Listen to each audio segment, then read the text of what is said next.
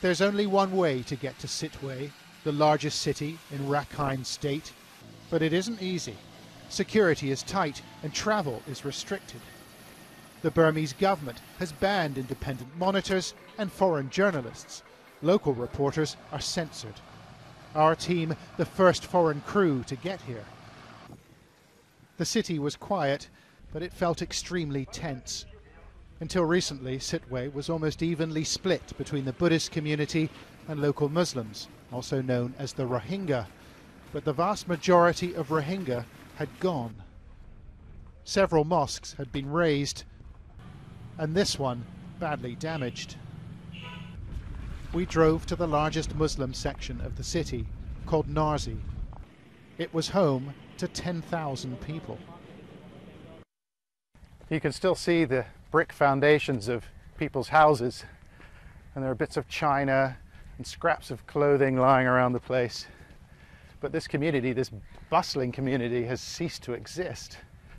It's like looking at the aftermath of a natural disaster, except human beings did this.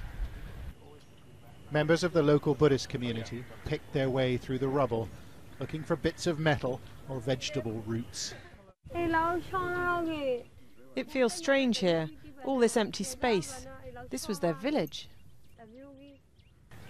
The destruction had nothing to do with them, they told us. The Rohingya had burnt their own houses down. They set fire to their own houses so the wind would take the flames onto our homes. Who would set fire to their own homes, really? Yes, in fact they burnt their own homes to try and burn down the whole community. It began with an allegation that 3 Muslim men had raped and killed a Buddhist woman, and it was followed by fury. 10 Muslims were killed in retaliation. Homes were torched and rival gangs settled scores. Burma's military was called in to calm the situation, but the suffering and the violence hasn't stopped. The hatred runs deep, so the government has responded by separating the 2 communities. 60,000 Rohingya have been moved into camps located well outside Sittwe. Passage to these areas is strictly controlled. Few people, including humanitarian workers, have been allowed in. However, we managed to meet the occupants of several camps, including a group who'd been living on this waterlogged site for a month. People were hungry, and many of the children looked malnourished. No one wanted to be here. I'm from Sittwe, but I don't want to stay here. I want to go to Bangladesh. We're really suffering. We were accompanied by armed security officers, and it was difficult for people to speak openly. But in view of our cameraman, some held up signs asking the UN Special Envoy to Burma for help. Secretly, we were passed notes. Can't get food, have no clothes, can't go anywhere. A mother of 3 asked to speak to us in her tent. We are living on rice and beans. It's not enough. We haven't got blankets.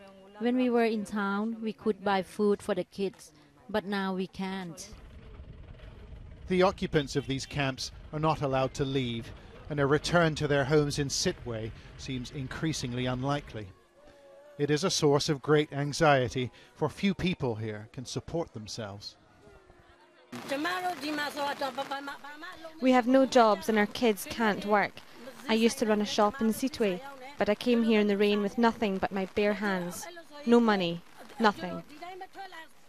Aid agencies told us the situation here is desperate, but they are struggling to provide assistance. Back in Sittwe, aid workers face hostility from members of the local Buddhist community who've plastered their views all over town. The UN and international NGOs are accused of favouring the Rohingya, a view that's widely shared. Aid workers have been threatened here and food shipments blocked. These are the words of one activist. There are poor Buddhists in this state as well, you know, but the NGOs give support only to the Muslims. So why doesn't the UN treat people equally?